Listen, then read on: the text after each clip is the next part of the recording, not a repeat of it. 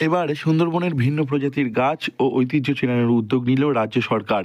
বৃহৎ সুন্দরবনে প্রায় সমস্ত গাছ একরকম লাগলেও সেগুলি আদতে আলাদা আলাদা। এছাড়াও রয়েছে সুন্দরবনের প্রাচীন ঐতিহ্য, সেই সব কিছু জনসমক্ষে তুলে ধরবে এবার প্রশাসন। সুন্দরবনের বিভিন্ন গাছ থেকে আলাদা আলাদা মধু তৈরি হয়, কোন গাছে কী মধু তৈরি হয় সেই সম্পর্কে জানানো, এছাড়াও গাছের বৈশিষ্ট্য জানানোর উদ্যোগ নেওয়া হয়েছে এবার। যে আমাদের ম্যানগ্রোভ, বিশ্ববিখ্যাত ম্যানগ্রোভ, এই ম্যানগ্রোভ বাতাসে যে অক্সিজেন ছড়াচ্ছে সেটা সারা বিশ্বের প্রতিটি জীবকে বাঁচিয়ে রাখার জন্য কিছু হলেও ওর অবদান থাকছে। এছাড়া আমাদের জীব বৈচিত্র্য রয়্যাল বেঙ্গল টাইগার, এটাও কিন্তু সুন্দরবনে আমাদের কাছে একটা বিশাল আকর্ষণ। এবং সারা পৃথিবী থেকে আজকের আমাদের মামাটি মানুষের কল্যাণে ট্যুরিজমের যে ব্যাপক আমরা উন্নয়ন করেছি সেটা কিন্তু আমরা দেখতে পাই। এই শীতকাল পড়েছে, প্রচুর পরিমাণে ট্যুরিস্টরা তারা সুন্দরবনে আসছে, সুন্দরবনকে এনজয় করছে, উপভোগ করছে।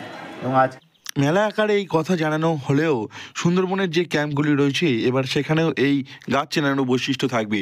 আসলে শীতকালে সুন্দরবনে প্রচুর পরিমাণে পর্যটক আসেন, তাদের কাছে এই জিনিসটি নতুন বিষয় হিসেবে দেখানো হবে বলে জানিয়েছেন রায়দিঘির বিধায়ক ডক্টর অলোক জলদাতা।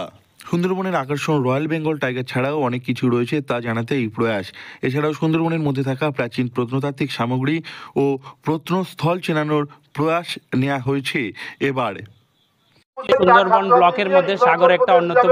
মানে আজকে সকাল থেকে বিভিন্ন রকম অ্যাক্টিভিটি আমাদের স্টার্ট হয়েছে। এখানে আমরা র্যালি করলাম, তারপর অনেকগুলো একটা স্টুডেন্ট অ্যাওয়ারনেস প্রোগ্রাম আমরা করব।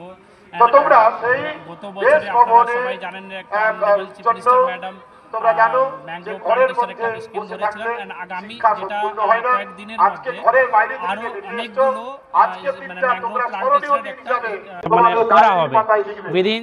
সুন্দরবনের মধ্যে থাকা প্রাচীন প্রত্নতাত্ত্বিক সামগ্রী ও প্রত্নস্থল চেনানোর প্রয়াস নেওয়া হয়েছে এবার।